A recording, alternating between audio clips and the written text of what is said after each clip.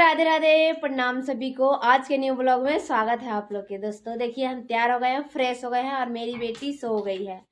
दोस्तों मैं अभी अपने घर पे हूँ। मैं बाहर के वीडियो तो आप सबसे शेयर नहीं कर सकती क्योंकि मैं बाहर जाती ही नहीं हूँ।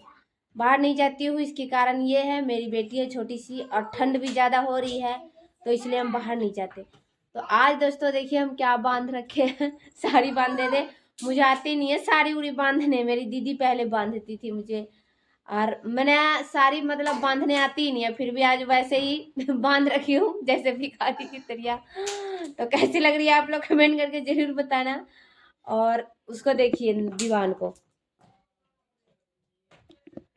तो दोस्तों आज का मौसम भी वैसे ठीक है, उतना खराब नहीं है और धूप भी बहुत अच्छी आई है, उतनी अच्छी भी ना है, हवा भी चल रही है।